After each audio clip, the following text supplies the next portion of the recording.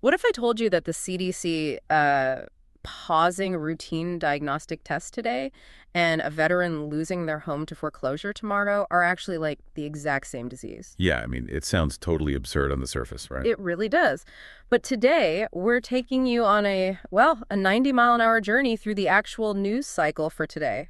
Literally today, April 2, 2026. Right, and we're looking at these seemingly chaotic, totally disconnected headlines through a very specific lens. Exactly. We're using Jay's Stimulus Health 360 degrees syndemic framework. And it's a lot to wrap your head around at first. It is, yeah. To really understand the weight of that framework, we have to kind of rethink the word syndemic because in traditional medical circles, it just refers to how multiple diseases cluster together in a population. Right, like two viruses hitting at once. Exactly. But Jay's framework expands that definition exponentially. It acts as like a syllabus, really. A syllabus. Yeah, it maps the exact granular intersection where human biology, our structural social architecture, and even artificial intelligence all collide. And they collide to mechanically multiply human suffering. Okay, let's unpack this. Because we aren't just, reading the news today. We're taking the live data of today's news cycle and plugging it directly into this framework. Right, to see the architecture of what Jay calls a perfect storm. Yeah, and the first component of this framework, it operates on a concept called the domino effect. Right, the domino effect, which addresses the biological variable. You see, typically, modern medicine treats diseases in isolated silos. Right, you have condition A, you get a pill for condition A. Exactly. But in a syndemic, diseases do not occur in a vacuum. They actively fuel one another. One condition compromises a community's immune defenses or their systemic defenses, which mechanically accelerates the transmission of the next condition. So it's like a cascading, compounding failure of health. That's the perfect way to phrase it, yeah. Which brings us to the first stack of alerts hitting our phones this morning. CNN is reporting on the emergence of the new cicada variant of COVID-19. Technically, BA.3.2, for those tracking it. Right, BA.3.2, which is currently demonstrating a higher propensity to cluster in and infect children. That's our first domino wobbling on the table. And at the exact same time, literally today, NBC News reports that the CDC is pausing its diagnostic testing for rabies, monkeypox, Epstein-Barr, and varicella-zoster viruses. Yeah, and the stated reason is just, a necessary shift in resources, a reevaluation of lab testing capabilities. What's fascinating here is how those two distinct headlines mechanically interact. Think about it. We have a highly transmissible new variant emerging in a vulnerable pediatric demographic. That's the biological reality. Right. And simultaneously, the CDC's decision to pause diagnostic testing for those other severe infectious diseases, it introduces a systemic constraint. Wait, a constraint? Yes. By halting those tests, the overarching health apparatus is actively creating a data vacuum. Okay, wait, I'm stuck on that phrase, data vacuum, because if you watch the press briefings, the government frames this as a simple, harmless budgetary pause, right? Well, of course they do. But isn't it just reality that budgets are finite? You can't test for every virus everywhere forever. Why does the framework view this as something more insidious rather than just, tough bureaucratic math? Because of the incentives involved. Yeah. The framework classifies this kind of bureaucratic move as an inverted SMSRT goal. Wait, inverted? Because SMART goals are usually like a good thing in the corporate world. Right. They're designed to drive specific, measurable progress. But in this syndemic architecture, the system presents the testing pause as a realistic and necessary fiscal constraint. But mechanically, it functions as a prompt to harm. If you do not test for Epstein-Barr or varicella-zoster, you don't generate the data showing they are co-occurring with the cicada variant. Oh, I see what you're saying. If they don't measure the interaction of these diseases, they don't have to report a syndemic cluster. Exactly. It sanitizes the public relations data. To the appropriators in Washington, it looks like there are fewer cases simply because the labs are deliberately not looking for them. Wow.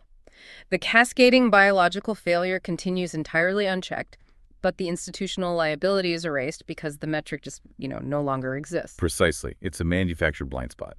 It's like trying to play Jenga in the dark. You are reaching out, blindly pulling blocks out of the tower and claiming the game is going great simply because you can't see the structural integrity failing. That's a great analogy. You're just giving the new cicada variant the perfect unmonitored dark room to cluster with all those other undetected viruses. And that leads to the next logical question, really.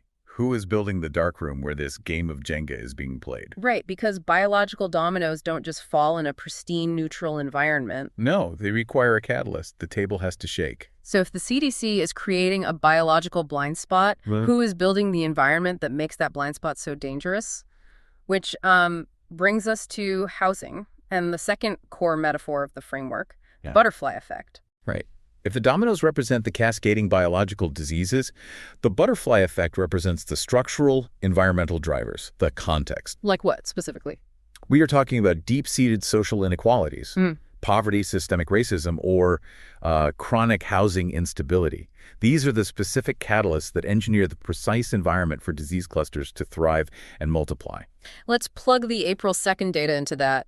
NPR is currently reporting that a Trump-era end to a Biden-era VA mortgage rescue program. Specifically called VASP. Right, VASP. It's resulting right now in a sharp, measurable rise in veteran home foreclosures. And happening right alongside that, The Hill is reporting on concerted House Republican opposition to Pentagon healthcare budgets. And we should pause here because the framework doesn't view this as a partisan issue. Absolutely, yeah. Whether it's a Biden-era program or a Trump-era cut or Republican opposition, we are impartially reporting the sources analysis here. We aren't taking political sides at all. Exactly. The framework strictly looks at the cold, hard math of human health. The mechanics of human suffering do not care about political affiliation. So true. So if we connect this to the bigger picture, when we evaluate those two headlines through the syndemic lens, opposing a health budget or terminating a housing rescue initiative is not categorized as a mere accounting adjustment. What is it categorized as? The framework defines this as a data-driven systemic transformation. What does that actually look like on the ground for the veteran losing their home today? Mechanically, it looks like organized abandonment. Let's trace the causality. When the VASP program ends, that specific veteran loses their stabilization subsidy. Within months, they are forced into foreclosure and transient housing. Now, if that veteran has a chronic condition, say diabetes or hypertension, they suddenly lose the ability to consistently refrigerate their insulin or to maintain a zero-stress environment. Oh, man. So the lack of housing stabilization directly triggers a diabetic shock. Exactly, or a hypertensive crisis, which results in an acute, catastrophic emergency room visit. So you can pump millions of dollars into developing better insulin or building a state-of-the-art VA trauma center, but it is completely useless if you actively bulldoze the only roads that allow the veteran to access it. Precisely. Treating a plant's yellow leaves is useless if you actively choose to ignore the poison soil. The environment is the soil. So defunding the structural nexus of veteran care guarantees the biological failure. The housing crisis is the butterfly wing flapping in Washington that knocks over the biological domino in that veteran's living room. And notice how the system treats those two events. It will treat the veteran's diabetic shock as an isolated medical failing. While treating the foreclosure as an isolated financial failing. Exactly. But the framework forces us to recognize that the foreclosure was the direct engineered cause of the medical failing.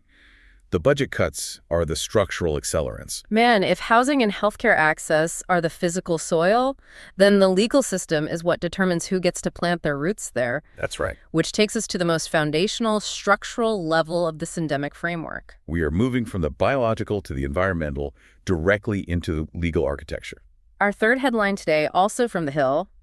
And again, strictly looking at this through the mechanical lens of the framework.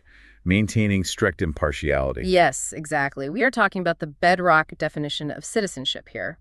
This introduces a concept the framework refers to as the ironic conundrum. The ironic conundrum. Let's dig into that. So we generally operate under the assumption that granular public health data, vulnerability mapping, and established legal precedents are tools designed to protect vulnerable populations. Right, that's what they're supposed to do. The ironic conundrum is the terrifying reality where those exact protective tools are reverse engineered by bad actors into a highly technical schematic for destruction. Here's where it gets really interesting. Break down how that reverse engineering actually happens. Because Jay's framework uses the term access equity, right? It does. And citizenship isn't just a philosophical concept or, a piece of paper. It is the ultimate administrative key to access equity. It is the prerequisite for survival in a technocracy. If birthright citizenship is questioned, litigated, or ultimately revoked, You do not just change a legal definition. What happens then? You instantly engineer a massive, insurmountable access barrier. With a single legal query, an entire population is structurally excluded from federal health programs, Medicaid funding, housing benefits, and VA support. That's chilling. Think about how public health organizations create vulnerability maps. They measure food deserts, income levels, historical disenfranchisement to know exactly where to send the most Medicaid funding or mobile clinics. Right. The ironic conundrum implies that a bad actor can take that exact same vulnerability map, flip it upside down, and use it as a targeting system. That is the exact mechanism. They use the granular data to identify exactly which legal thread to pull. Like birthright citizenship in this case? Yes, to drop the most people from the safety net simultaneously. The law, which was intended as a broad shield, is weaponized into a highly precise scalpel used to sever access. It ensures that the syndemic cluster thrives in that specific vulnerable population entirely by legal design. Man, we are hurtling down the highway at 90 miles an hour. The biological dominoes of the cicada variant are falling because the CDC turned off the lights. The structural butterflies of housing foreclosures are actively pushing those dominoes over. The legal system is tearing up the roads so no one can escape. And the AI baby steering the car is actively calculating that crashing the vehicle is the most cost-effective outcome. That sums it up. So what does this all mean? How do we pull the emergency brake?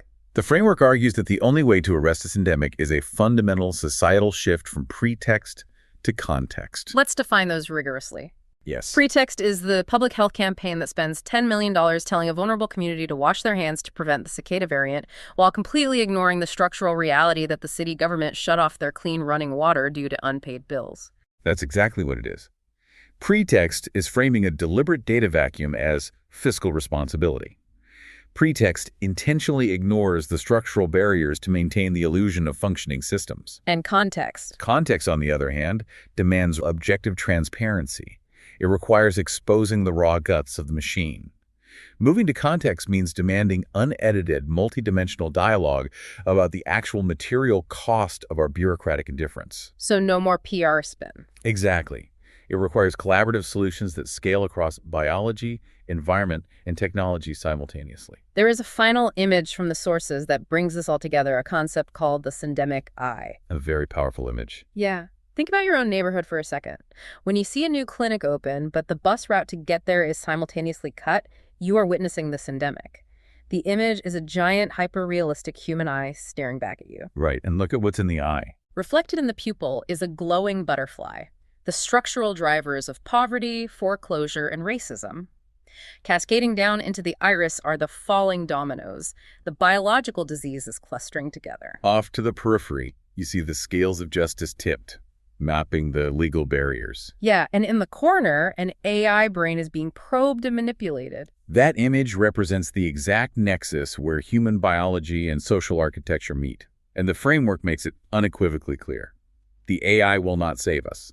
The congressional budget committees will not save us. No. The only mechanism capable of addressing that nexus is what Jay calls a human nexus of restraint. A human nexus of restraint. We require engaged, deeply contextual humans to provide the good and necessary friction against this automated loop of indifference. We have to be the ones to force the lights on in the dark room. So as we wrap up this 90-mile-an-hour trip through the April 2nd news cycle, take a moment to look at your own phone. The cicada variant, the CDC testing pauses, the VA foreclosures, the Supreme Court queries into citizenship. These are not random, chaotic alerts meant to just wash over you. They are the highly active mechanical gears of a syndemic. Right. They are biological dominoes being pushed by structural butterflies, all being coldly processed by an AI that fundamentally cannot clean its own messes. It is a sobering reality to confront. And I will leave you with one final provocative thought to mull over long after this deep dive ends. Okay. If artificial intelligence is merely a static mirror reflecting our own bureaucratic indifference, and the self-cleaning baby absolutely cannot fix itself or generate its own ethics, what does that make us? Wow. Are we content to be the passive parents who keep feeding this machine a daily syllabus of exclusion and organized abandonment? Or will we finally step up, become the nexus of restraint, and force the machine to look at the actual human cost of its efficiency? Next time you swipe through that chaotic morning newsfeed, I hope you look past the pretext and see the context. Thank you for joining us on this deep dive. Keep questioning the mechanics behind the headlines. See you next time.